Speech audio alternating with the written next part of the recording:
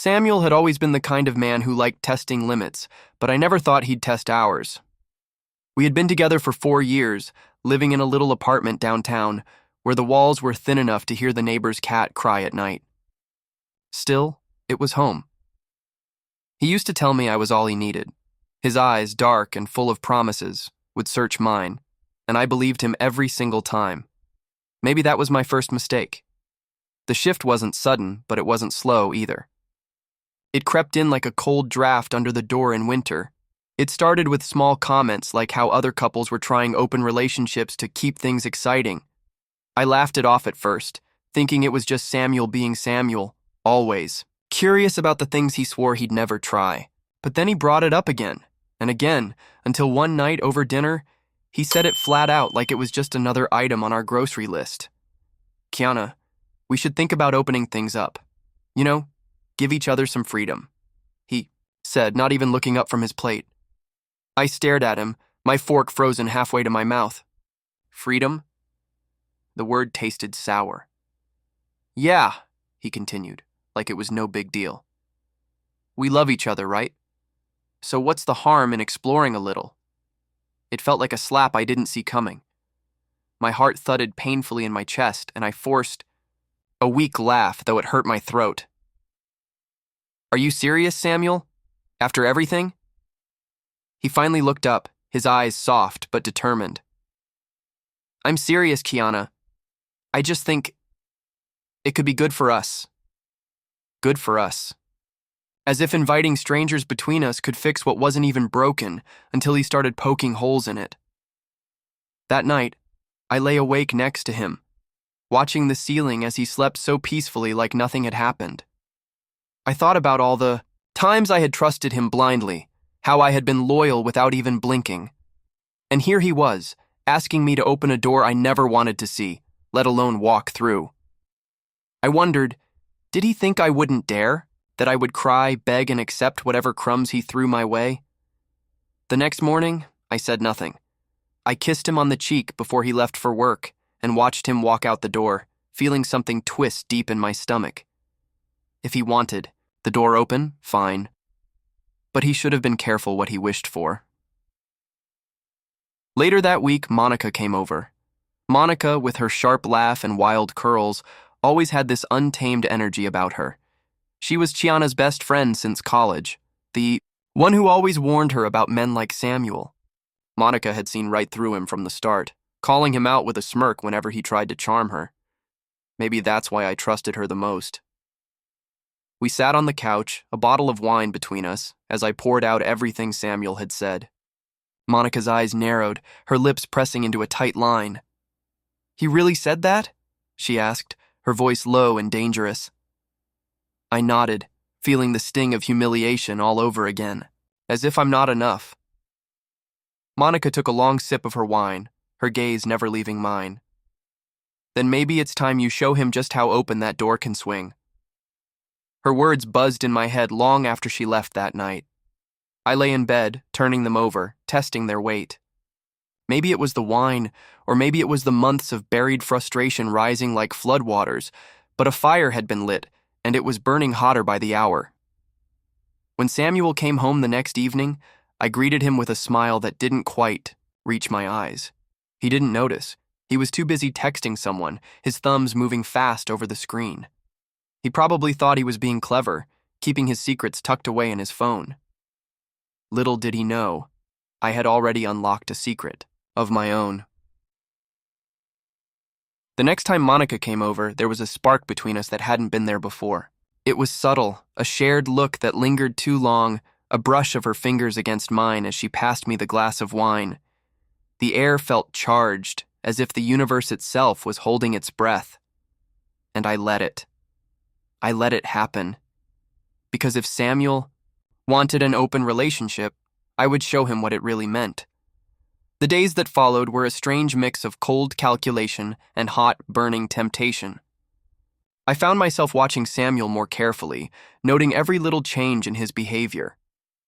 The way he lingered on his phone, the secretive smiles he thought I didn't see, the hurried showers after late nights.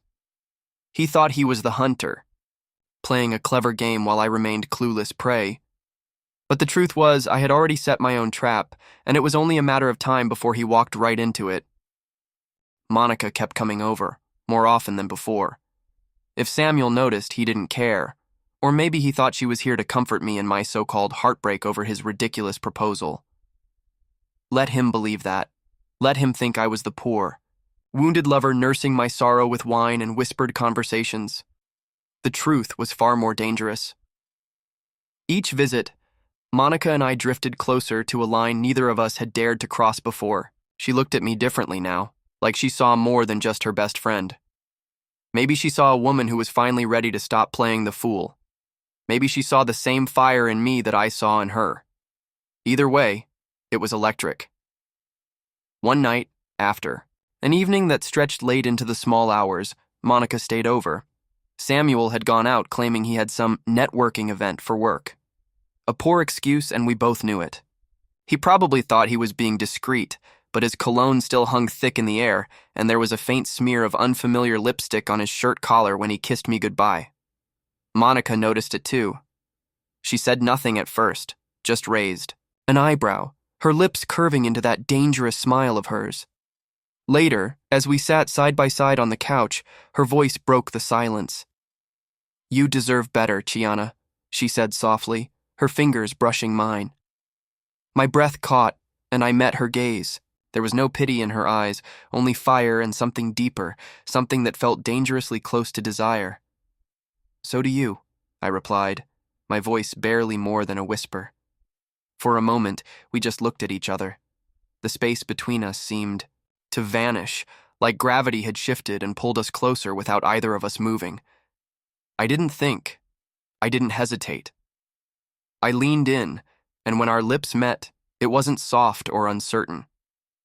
It was fierce, filled with all the frustration, betrayal, and longing that had been building for weeks. It felt like freedom. When we finally pulled apart, breathless and wide-eyed, Monica let out a low laugh, shaking her head in disbelief. "Well," she said, her voice rough with heat, "if he wanted the door open, we might as well give him the grand tour." I couldn't help but laugh too, the sound bubbling up from deep in my chest. For the first time in weeks, I felt alive, truly, wildly alive. The rest of the night blurred into something that felt like both revenge and revelation.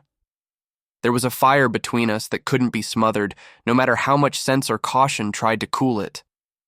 Every touch, every stolen breath felt like a reclaiming of something Samuel thought he had stolen from me. When morning light crept through the curtains, Monica and I lay tangled together, the room still humming with the aftermath of what we'd done. Samuel's side of the bed was cold, empty, just like the promises he had once made. I stared at that empty space for a long moment, then at Monica, who traced lazy circles on my skin with her fingertips. "What happens now?" she asked, her voice still heavy with sleep. I didn't have an answer, not yet. But I knew one thing for certain. The game had changed. Samuel wanted freedom. He had it. But so did I. And I wasn't finished yet. Not even close. When Samuel returned later that morning, his eyes were tired, his movements sluggish. He didn't even glance toward Monica as she sauntered past him, her chin high and her eyes sharp with silent challenge. She didn't hide. I didn't ask her to. Let him wonder. Let him stew in his own suspicion. He kissed me on the cheek, and for the first time I didn't feel anything at all. Not warmth, not love, not even hate. Just cold, perfect indifference. Samuel must have thought I was still under his spell because he acted like everything was normal. He went about his usual morning routine, scrolling through his phone while sipping black coffee, leaving his dirty plate in the sink for me to wash, like always. But this time, I didn't move. I just sat there at the kitchen counter, watching him, wondering how long it would take for the cracks to finally split him wide open. Monica had left not long before, her lipstick still faintly marking my neck like a secret trophy. She hadn't bothered to hide it, and I hadn't cared enough to wipe it away. Samuel didn't notice, too busy texting whoever had caught his interest this week. Maybe another nameless woman, maybe someone he met at that pathetic excuse of a networking event. It didn't matter. His game was already lost. The silence between us was thick, but he seemed comfortable in it, as if silence was safer than facing what was really happening. Maybe a part of him suspected something, but he wasn't ready to face it yet. Men like Samuel never think they'll be the ones outplayed. He thought he held the strings, but they were slipping from his fingers fast. Later that afternoon, I caught Monica's message on my phone. 2 simple words: he's slipping. My lips curled into a slow, knowing smile. I didn't reply. I didn't have to. She knew what we were building, step by careful, calculated step. This wasn't just about heat and revenge anymore. It was something deeper, something far more dangerous. William, Samuel's oldest friend, had started dropping hints too. He wasn't blind to Samuel's behavior, and I had seen the way he looked at me lately. A little too long, a little too thoughtful. William had always been the quiet observer in our circle, but now even he seemed to be watching the storm brew. Between me and Samuel, with a flicker of curiosity, maybe even a dash of hunger.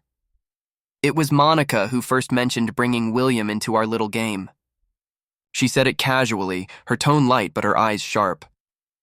"Why let Samuel think he's the only one playing with fire?" she said over drinks, her voice like velvet, smooth and dangerous. "Let's make it a bonfire." The idea settled in my mind like a spark on dry wood. I thought about it all night, replaying conversations, glances, every subtle moment of tension.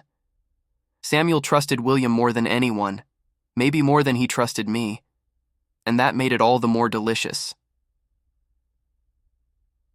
The next time we saw William, it was at a small get-together Samuel had arranged at our apartment. A few friends, cheap wine, shallow laughs.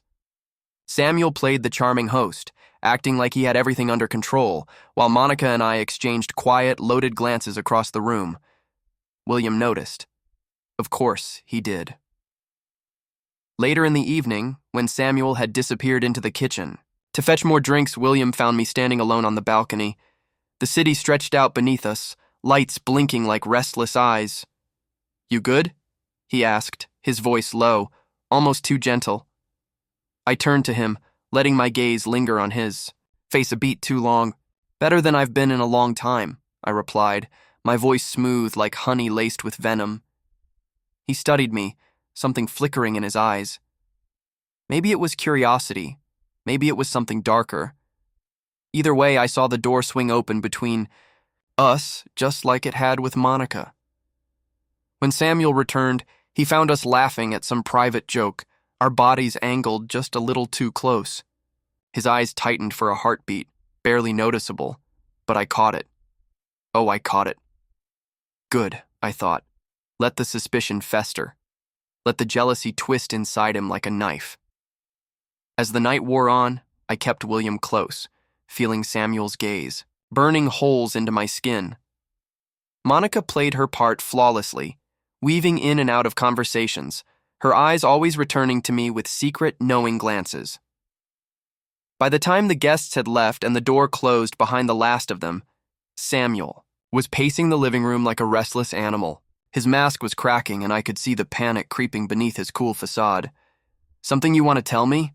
he asked finally, his tone sharp, accusing. I tilted my head, feigning innocence. "About what?"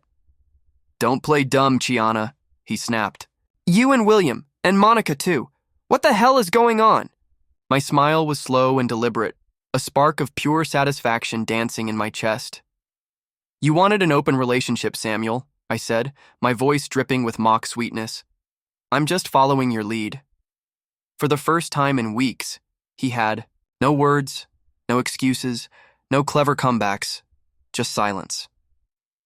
And in that silence, I felt my power rise, strong and unshakable. Samuel's silence felt like a victory, but I knew better than to think he'd stay quiet for long. He wasn't the type to surrender without a fight. His pride, as fragile as it was massive, wouldn't let him. Even as he stood there, fists clenched at his sides, I could see the storm brewing behind his eyes. But what could he say? What could he possibly argue, when all I had done was follow the rules of the game he created? He left without another word that night, slamming the door hard enough to rattle the picture frames on the wall. I watched him go, feeling no urge to stop him. In fact, his anger tasted like freedom, sweet and sharp on my tongue. I wasn't afraid of his tantrums anymore. I wasn't afraid of him at all. The moment the door snapped shut, Monica stepped out from the bedroom, where she'd been waiting, barefoot and wrapped in nothing but her confidence and a loose silk robe. She raised an eyebrow at me, her smirk curling lazily across her lips. "That went well," she drawled, as if we hadn't just pushed Samuel right over the edge. I couldn't help but laugh, a real, full-bodied laugh that felt like it shook the dust from my bones. "Better than expected," I replied, moving toward her, like it was the most natural thing in the world. We spent the rest of the night tangled in sheets and shared laughter, our connection deepening beyond mere revenge. What had started as a spark of rebellion had grown into something wild and uncontrollable, and I no longer cared about the consequences. The next morning, my phone buzzed relentlessly. Samuel, of course. Messages poured in, each one more frantic than the last. First, they were cold and sharp, accusations, demands. Then they shifted into something almost pathetic, desperate pleas for explanation, for reassurance, for anything that would soothe his bruised ego. I didn't reply. Monica watched me ignore every notification, her eyes shining with wicked amusement. "Let him stew," she said softly, running her fingers down my bare arm. "Let him choke on the bitterness of his own medicine." She was right. He deserved every drop of it. But Samuel wasn't done, not by a long shot. By noon, he was back at the Gyuri apartment, pounding on the door like a madman. I opened it slowly, cool and unbothered, and found him standing there, wild-eyed and disheveled, as if the weight of what he feared had finally crushed him. "You think this is funny?" he spat, his voice sharp enough to cut glass. "You think you can humiliate me like this?" I met his glare head-on, feeling no fear, no guilt, only clarity. "I don't think, Samuel," I replied smoothly. "I know." His chest heaved as he struggled to contain himself. His eyes flicked past me, catching sight of Monica, who stood just behind my shoulder, calm as a queen in her own castle. She didn't flinch. She didn't bother to hide. Samuel's jaw tightened painfully. "You and her? Seriously? After everything?" "After everything," I confirmed, not bothering to soften the blow. "You opened the door, Samuel. You told me to explore. So I did."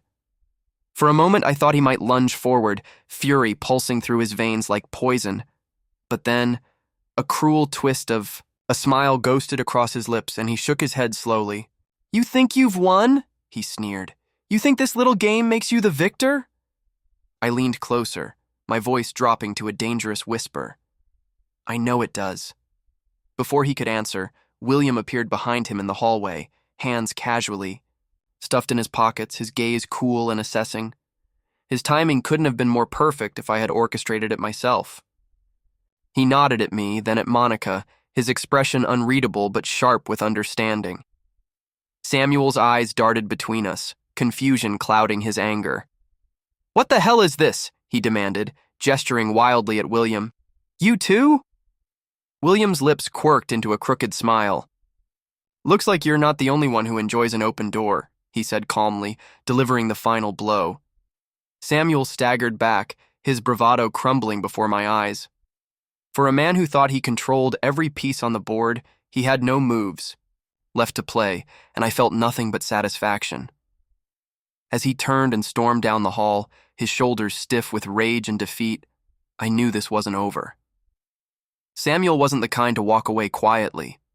He would fight, clawing to reclaim his pride, maybe even try to destroy what he could no longer possess. Let him try. I had already set the fire, and now I was going to watch him burn.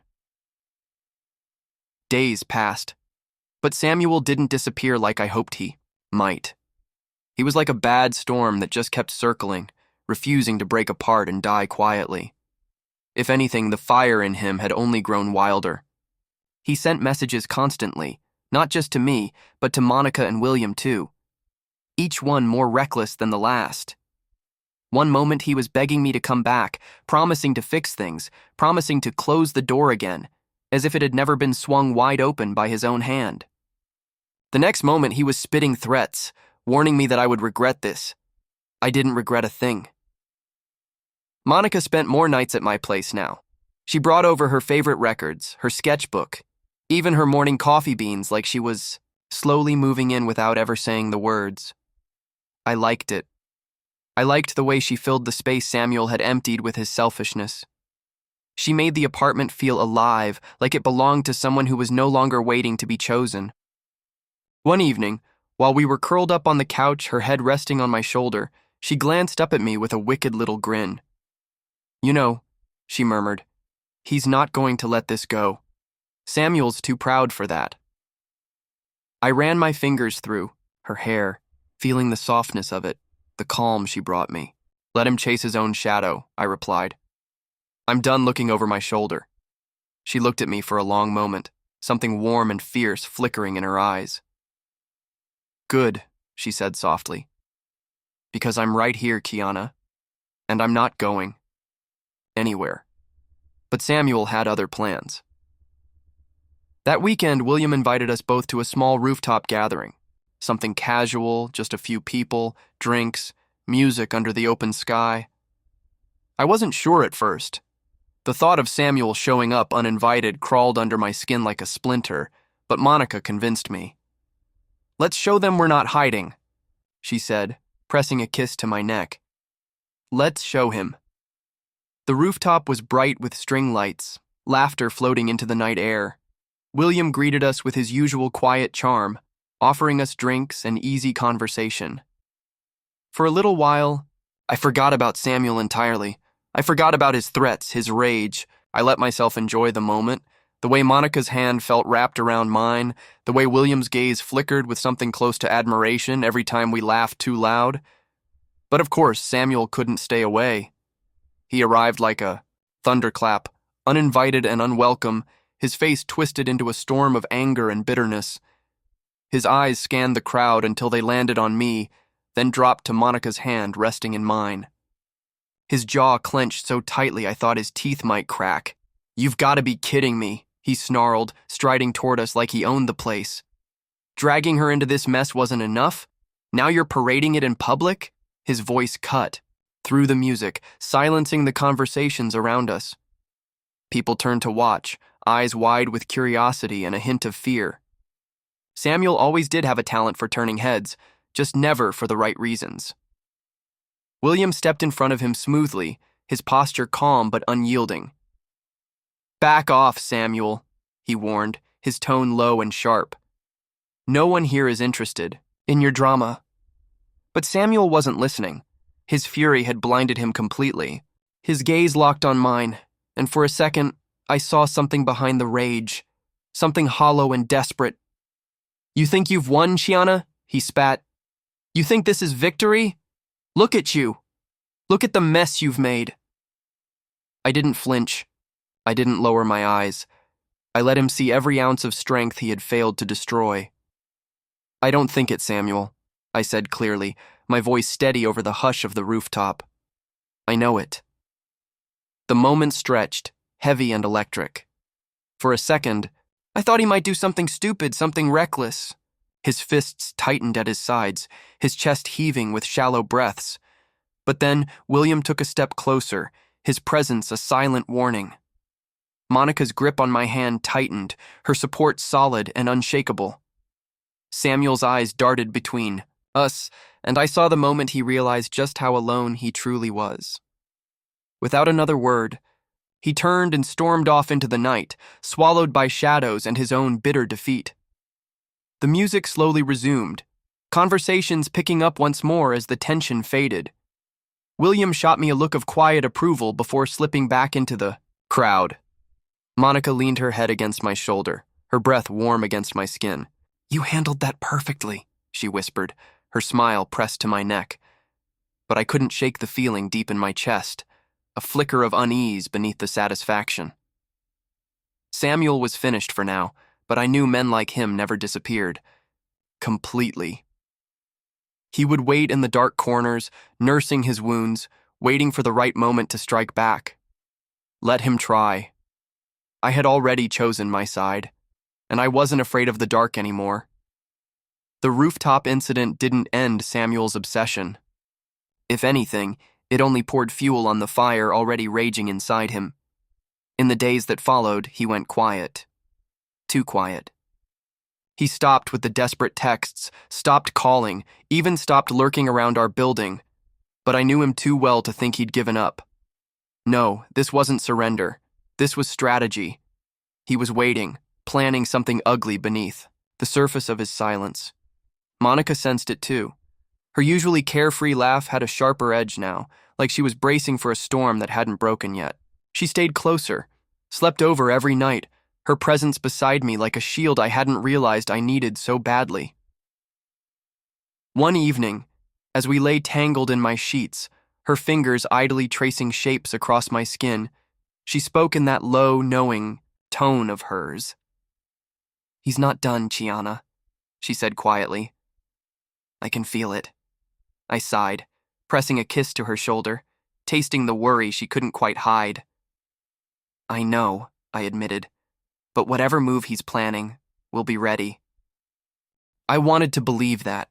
I wanted to believe we were untouchable, that Samuel's reach couldn't claw its way back into my life. But deep down, there was a cold knot of certainty in my stomach. Samuel wasn't a man who let go of things he thought he owned, and in his twisted mind, I was still one of them. It happened 3 nights later. Monica had gone to the corner store to grab wine, and I stayed behind, scrolling through my phone in the dim light of the apartment. The door was sharp, deliberate, like a punch to the gut. My heart stuttered as I set my phone down and crossed the room. When I opened the door, there he was, Samuel, standing in the hallway with a look in his eyes that sent a shiver crawling up my spine. He didn't look angry anymore. He looked calm, too calm, and that made him infinitely more dangerous. "Chiana," he greeted smoothly, as if he hadn't made a scene days before, as if he hadn't tried to set my world on fire. "Mind if we talk?"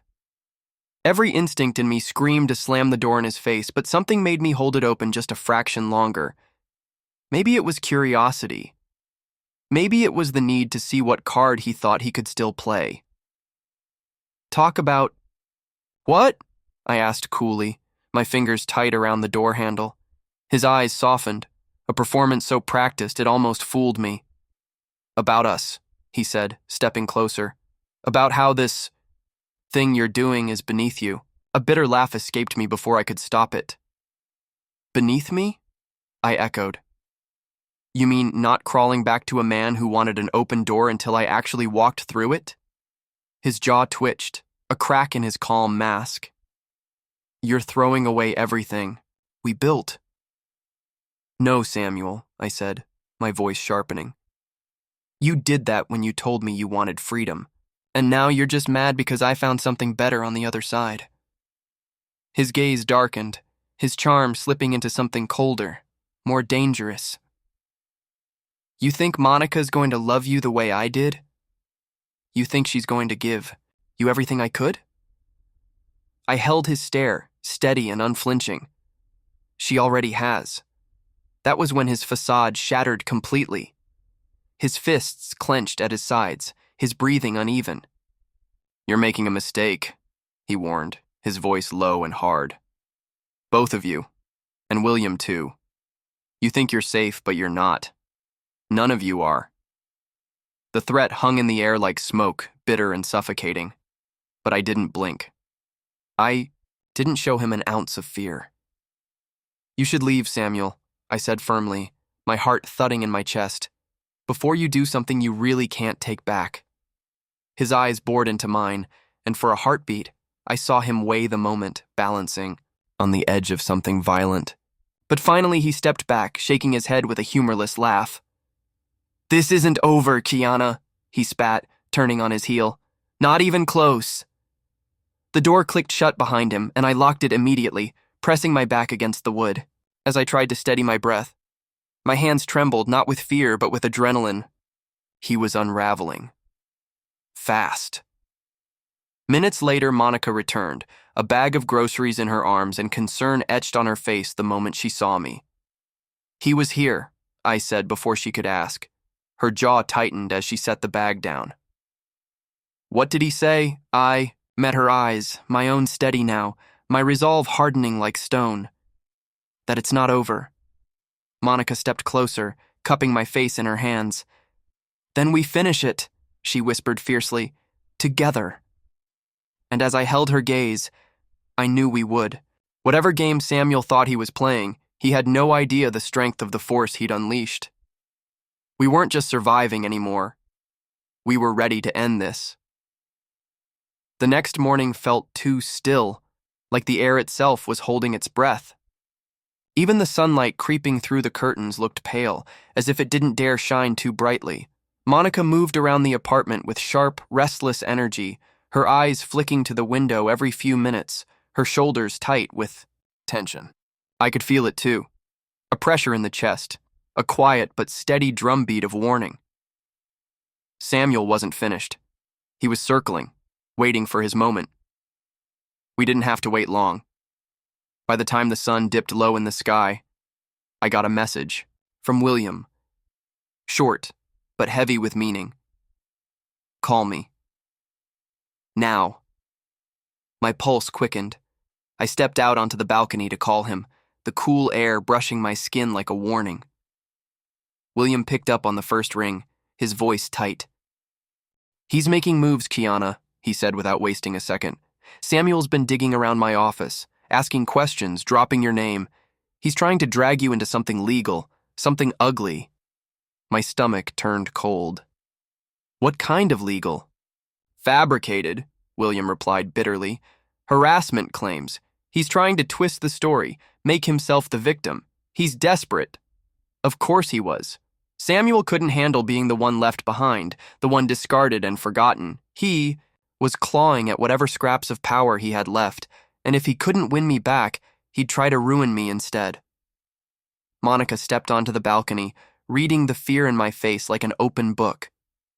I put the phone on speaker so she could hear. "Is he serious, William?"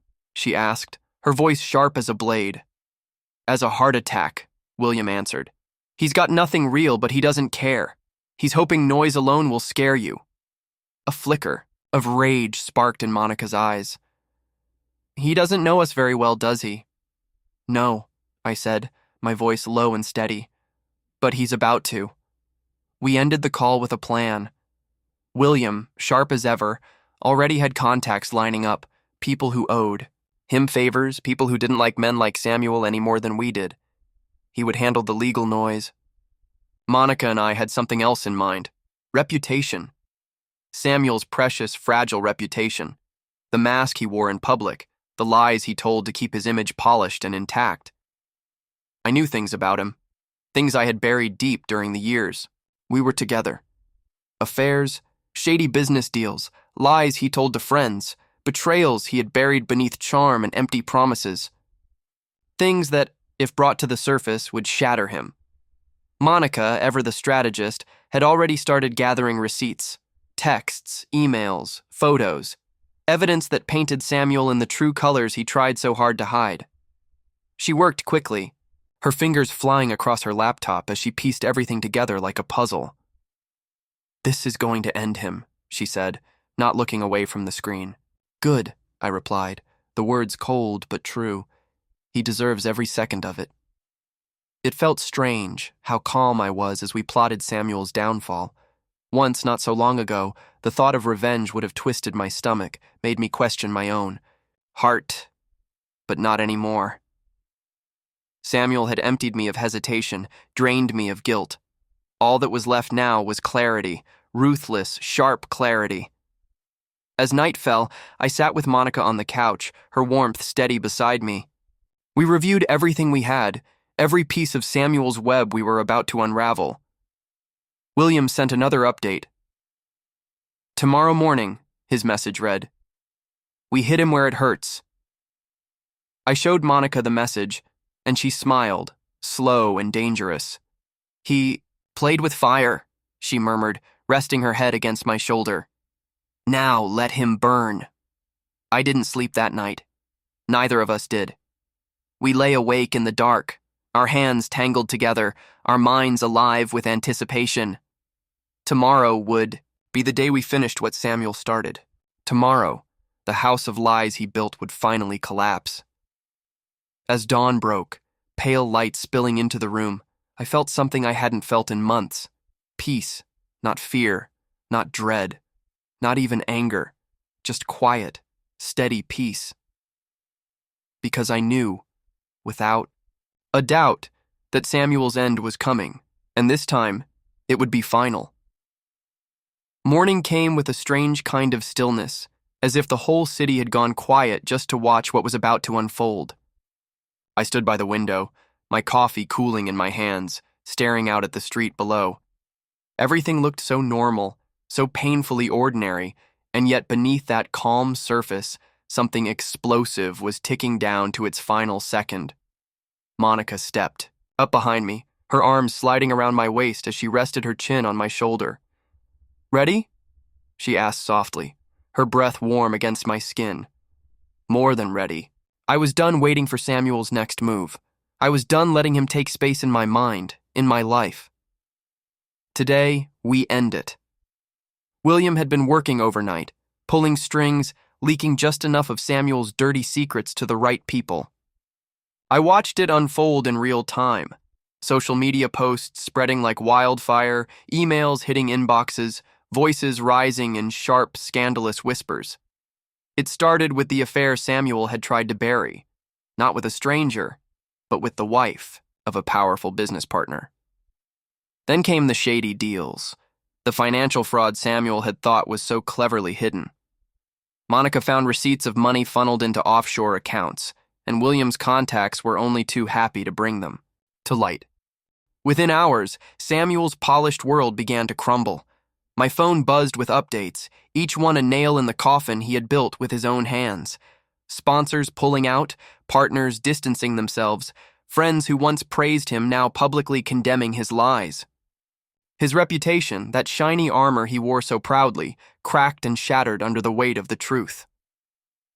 By noon, William called, his voice tight but triumphant. He's finished, he said. The board forced him to resign. His accounts are frozen. And the police are interested. A breath I didn't realize I'd been holding slipped free from my chest. Thank you, William. Don't thank me yet, he replied. There's more coming. He's spiraling, Kiana, fast. After the call ended, I turned to Monica, my heart steady, my mind clear. It's done, I said, and for the first time the words felt real on my tongue. But even as victory settled in my bones, I knew Samuel wouldn't go quietly. Late that evening, when the sky was turning a bruised shade of twilight, Samuel showed up at the apartment one last time. He didn't knock. He pounded, fists like hammers against the door, his voice hoarse and broken on the other side. Tiana! He roared. Open the door! You think this is over? You think you've won? I didn't move. I stood in the center of the living room. Monica. By my side, both of us watching the door like it was just another piece of furniture. We didn't flinch. We didn't blink. William arrived moments later, as if he had felt the storm from across the city. He slipped inside, quiet and calm, and stood beside me and Monica, forming an unbreakable wall between Samuel and the life he thought he could still claim. Call the police, Monica said simply, her voice sharp as glass, but I shook my head, my gaze fixed on the door, on the fading echoes of Samuel's fury. No, I replied. Let him scream into the void. That's all he has left. And it was true. His power was gone. His charm was gone. His lies exposed and torn apart. Now all he had were empty threats and a rage that couldn't touch me anymore. Eventually, his fists slowed, his voice cracked, then fell silent. And then, the sound of footsteps retreating down the hall, fading into nothing. Silence filled the apartment, deep and satisfying. Monica exhaled beside me, her shoulders finally relaxing. "It's over," she whispered, her fingers finding mine. William gave me a small, quiet nod. He didn't need to say anything. His eyes said enough. For the first time in months, my chest felt light, my breath easy. I looked at the two people who had stood beside me through it all. The woman who had become my strength, and the man who had helped dismantle Samuel's fragile empire. Together, we had built something stronger than revenge. We had built freedom. I took Monica's hand, and we stepped away from the door, from the past, from the man who had thought he could shatter me. Samuel wanted an open relationship. I opened the door to her best friend instead, and walked straight into a future that was finally, blessedly mine.